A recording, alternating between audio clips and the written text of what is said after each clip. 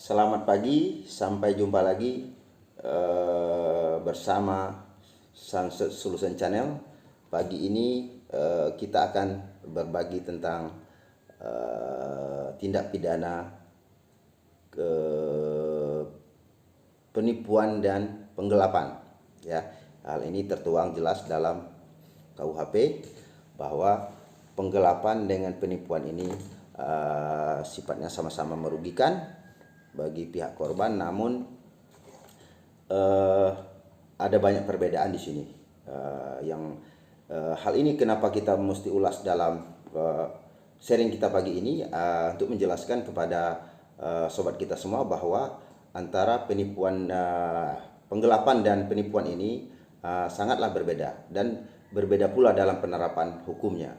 Pagi ini kita akan jelaskan satu persatu, baik persamaannya maupun perbedaannya.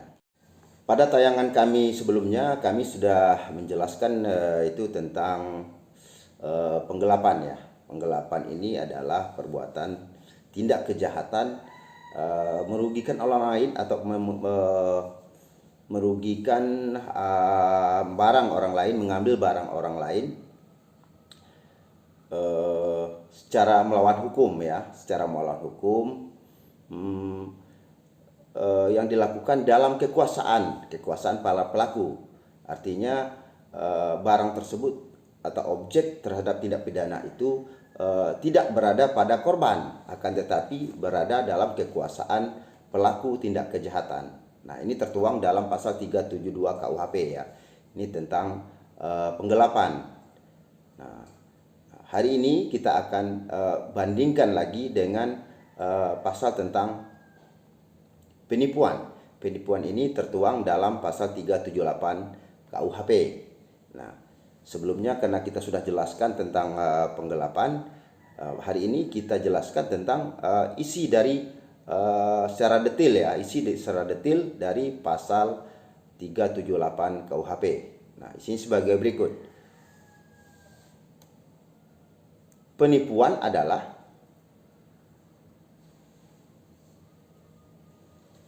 suatu perbuatan untuk menguntungkan diri sendiri atau orang lain secara melawan hukum dengan memakai nama palsu atau jabatan palsu dengan tipu muslihat ataupun rangkaian kebohongan, menggerakkan orang lain untuk menyerahkan barang sesuatu kepadanya atau supaya memberi hutang maupun penghapusan hutang.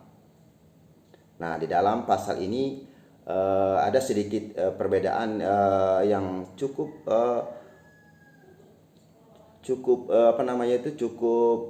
jelas ya, bahwa pertama barang ya, barang objeknya, yang kedua adalah ada hutang juga, bisa memberikan hutang atau menghapuskan hutang. Nah, ini suatu hal yang pokok nampaknya dalam sebuah tindak pidana penipuan. Yang paling prinsip lagi di dalam pidana penipuan ini adalah yaitu menggunakan nama palsu, jabatan palsu, tipu muslihat dan kebohongan, menggerakkan orang lain menyerahkan barang atau sesuatu kepadanya. Nah, artinya di sini terdapat tipu daya dari seseorang, baik secara tipu muslihat, rayuan, bujukan, ajakan yang sifatnya melawan hukum untuk menyerahkan barang tersebut atau menjadikan barang atau uang tersebut kepada pelaku ini. Di samping itu juga yang sangat prinsip sekali dalam penipuan ini juga bisa memberikan hutang ya, memberikan hutang atau menghapuskan hutang untuk kepentingan dan untuk keuntungan pribadi dari pelaku ini. Nah, di sini sudah yang nampaknya jelas dalam pasal ini adalah yaitu melakukan kebohongan untuk mengambil ya sesuatu milik orang lain secara melawan hukum. Nah, selain itu perbedaannya adalah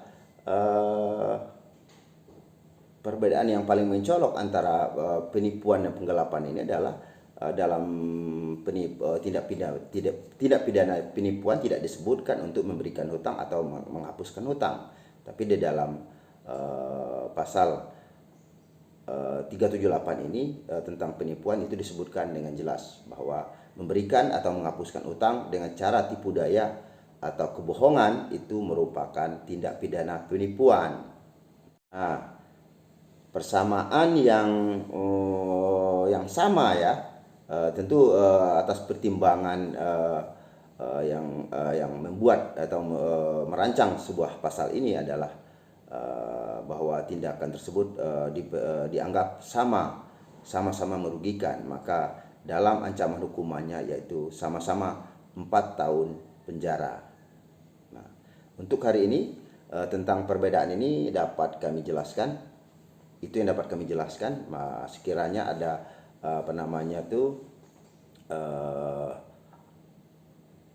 penonton Sunset Solution Channel, sekiranya ada penjelasan ini yang masih kurang atau masih ada yang perlu ditanyakan, silakan berkomentar ya, berkomentar di